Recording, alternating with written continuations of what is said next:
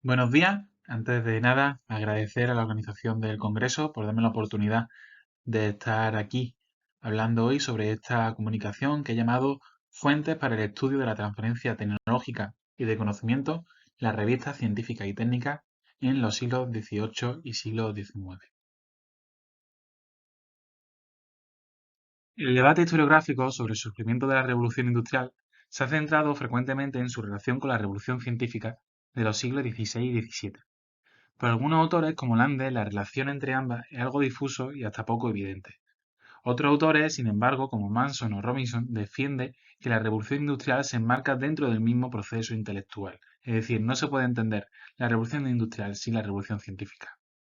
Sea como sea, lo cierto es que la profusión de los cambios tecnológicos y la complejidad de los nuevos aparatos y de los procedimientos de producción acabaron en la segunda mitad del siglo XIX por amalgamar de forma indisociable la técnica y la teoría, o lo que es lo mismo, la tecnología y la ciencia. En este sentido, la transferencia de conocimiento y tecnología a nivel internacional fue un proceso crucial en el éxito de la industrialización a finales del siglo XIX. El estudio de la transferencia del conocimiento y de la tecnología es entonces uno de los factores indispensables a la hora de estudiar el cambio tecnológico. En este sentido, hay dos definiciones que debemos tratar.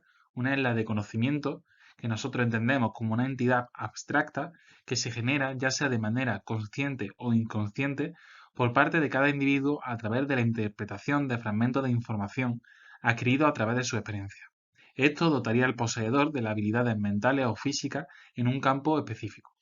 Por su parte, la otra definición es la de tecnología, que nosotros la entendemos como una información o aplicación del conocimiento sobre elementos específicos. Martínez López y Mira Araujo han sintetizado, además, también los diferentes canales a través de los cuales se puede realizar la transferencia de conocimiento y tecnología en el ámbito industrial. Según estos autores, los medios para llevar a cabo la transferencia y, en consecuencia, la promoción de la innovación mediante nuevas tecnologías abarcan una amplia gama de opciones, entre las que podemos destacar la inversión directa de capital, la obtención de patentes y acuerdos de licencia, el establecimiento de nuevas empresas, el comercio de tecnología, la movilidad de talento e incluso la actividad del espionaje industrial. En este trabajo nosotros vamos a estudiar uno de los canales de transmisión del conocimiento, de transferencia tecnológica y científica, que son las revistas.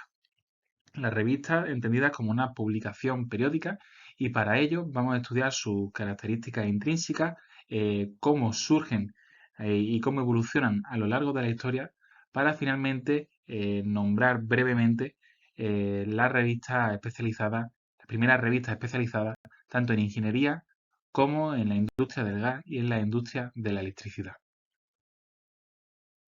Los inicios de la prensa científica y técnica se sitúan a mediados del siglo XVII, y es que las primeras revistas en publicarse fueron fundadas en 1665.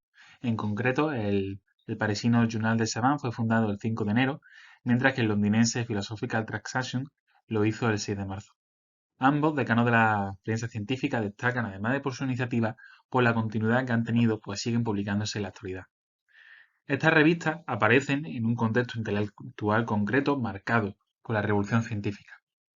No obstante, su proliferación, además de elementos culturales e intelectuales, se deberá y vendrá marcada por la evolución económica y por las necesidades productivas y, en último orden, industriales.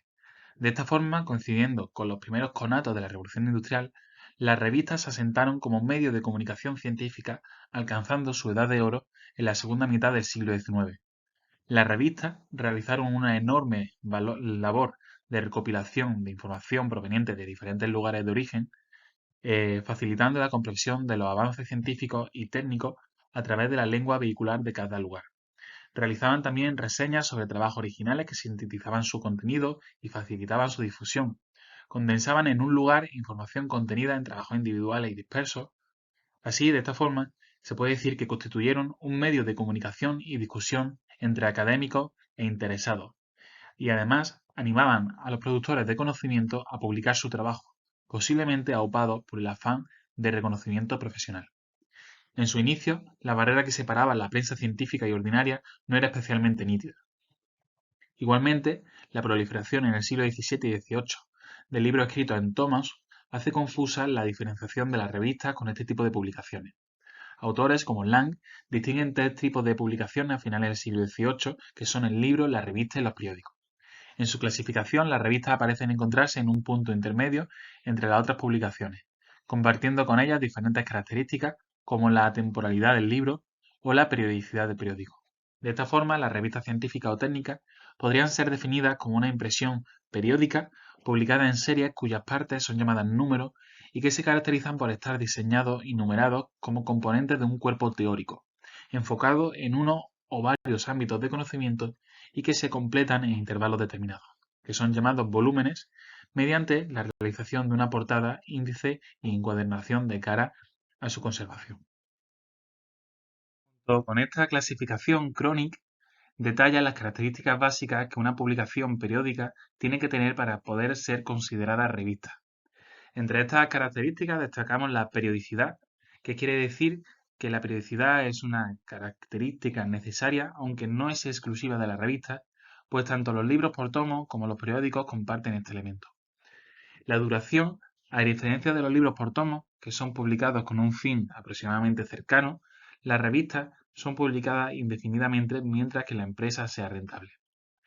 En tercer lugar, por intervalo entendemos que la revista se esfuerza en alcanzar un carácter unificado y coherente a través de una política editorial definida.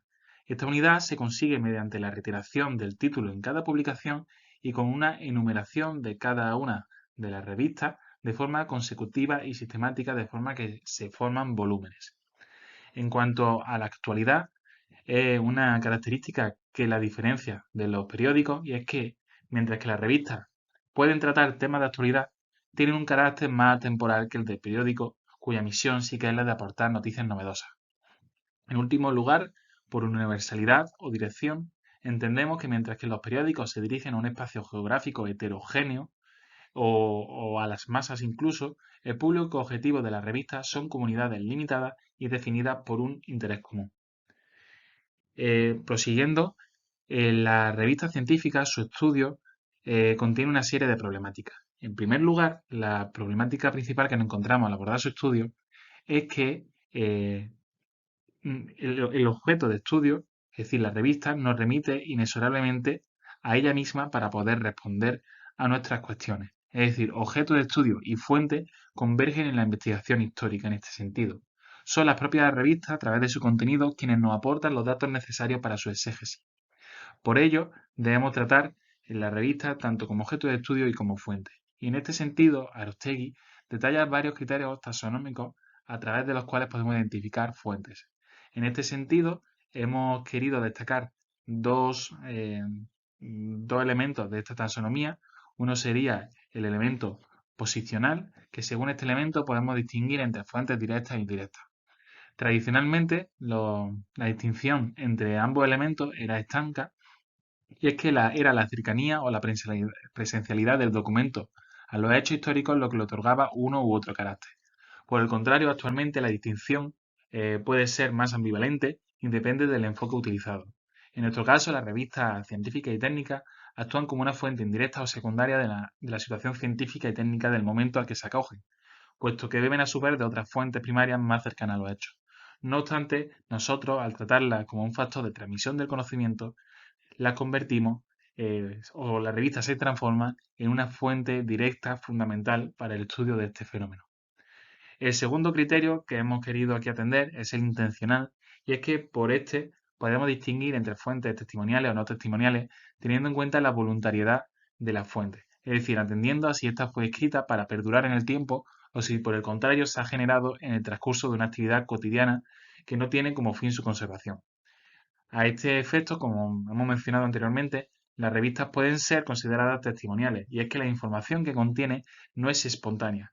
Sigue una línea editorial que pretende crear opinión al tiempo que selecciona ciertos datos para darle difusión y mantenerlo en el tiempo, por el que nosotros, como historiadores, debemos ser críticos y analíticos con la información que se nos provee desde este medio de comunicación.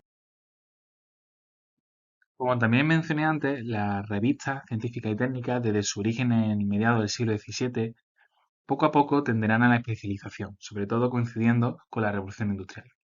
Los comienzos de esta especialización los encontramos en campos científicos, como es la química y la física, ya en el último tercio del siglo XVIII. contexto técnico, las revistas técnicas de finales del siglo XVIII seguían teniendo un arte generalista. La primera revista técnica y de comercio especializada surge en Inglaterra en 1823, ya en plena industrialización, si bien está destinada a un cuerpo técnico de artesanos, que son los Mechanics' Magazine, y que responde a la forma en la que la educación industrial se llevaba a cabo en Inglaterra, alejada de las universidades, y más bien se empleaban dentro de la propia fábrica, por lo que los artesanos debían de acudir para aprender teoría a academias privadas, como los Mechanics' Institute, o también a través de las revistas que comenzaron a surgir como acabo de decir, en 1823.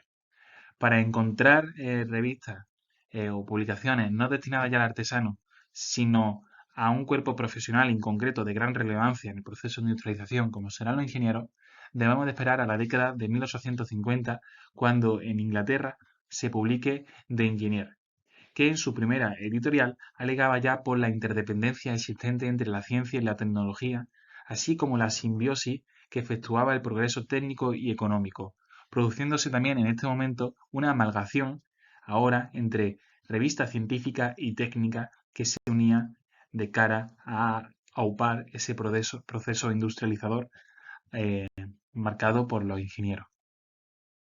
La tendencia a la especialización prosiguió y superó también al simplemente la especialización en cuanto a un cuerpo profesional como era el del ingeniero, situándose también en especialización por temáticas. En este sentido, hemos querido destacar en este trabajo, por ser paradigma de esta especialización y también por su temprano proceso de especialización, a las revistas energéticas.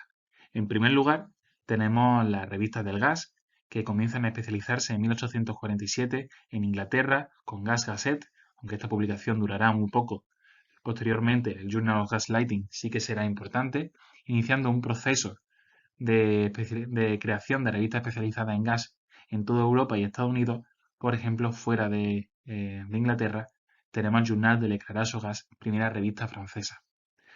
Estas revistas del gas surgen en un contexto en el que la industria ya era madura, por lo tanto, en sus primeras editoriales se lamentan del letargo que han tenido que sufrir para poder tener un órgano de expresión común a los intereses gasistas.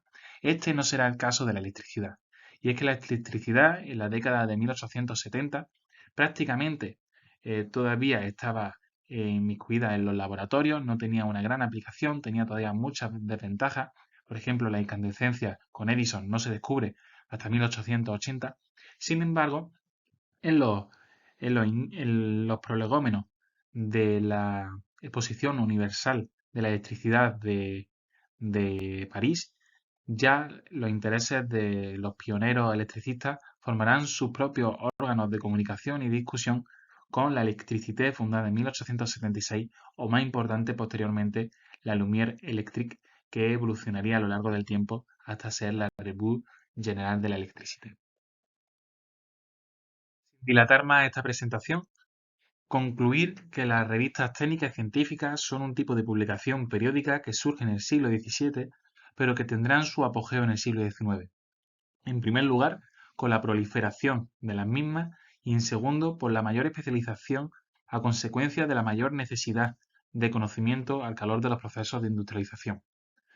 Además, es un objeto de estudio poco trabajado historiográficamente, que puede aportar una gran oportunidad de investigación desde la historia económica, desde la historia de la comunicación o desde la historia de la ciencia. Con ello termino. Muchísimas gracias por vuestra atención.